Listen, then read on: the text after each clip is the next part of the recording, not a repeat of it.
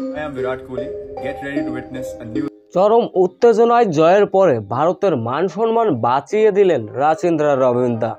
এদিকে নিউজিল্যান্ডের খেলা দেখে জয়ের পরে লাইভে এসে রবীন্দ্রাকে নিয়ে একই বললেন বিরাট কোহলি। বিস্তারিত জানতে ভিডিওটি না টেনে সম্পূর্ণ দেখার অনুরোধ রইল। ক্রিকেট ভাগ্য বিধাতা হয়তো আফ্রিকার জন্য কোনো কাপ লিখে রাখেননি, তবে আফ্রিকা আজকের ম্যাচে যা করে দেখালো শেষ মুহূর্তে, এক কথায় যোগ্য জবাব পাওয়ার বা সম্মান পাওয়ার দাবিদার তারা। শেষ মুহূর্তে রক্তবিন্দু থেকে তারা লড়াই করেছেন। নিউজিল্যান্ডের দেওয়া 262 রানের লক্ষ্য। শুরুতে অবশ্য ভালো করতে পারল না রিকিটন এবং টেমা বাবুমারা। টেমা বাবুমা 56 রানে ফিরলেন, ডুসিনে ফিরলেন 69 রানে।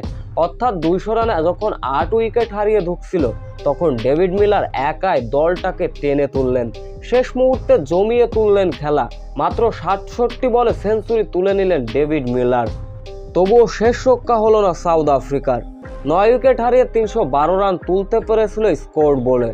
অপরাজিত ছিলেন 100 রানে ডেভিড মিলার, যার ফলে নিউজিল্যান্ডের কাছে হার ওই 50 রানে। এদিকে ম্যাচ জয়ের পরে ম্যান অব দ্য ম্যাচ নির্বাচিত হয়েছিলেন রচিন্দ্রা রবীন্দ্রা। তিনি ম্যাচ জয়ের পরে ভারতকে নিয়ে কথা বলেছেন। তিনি বলেন, আমার দাদাদের দেশ হচ্ছে ভারত, সেই ভারতের বিপক্ষে ফাইনাল খেলতে হবে। সত্যি সেটা ভাবতে খুবই ভালো লাগছে। তবে ভারতকে আমি সব সময় সম্মান করি।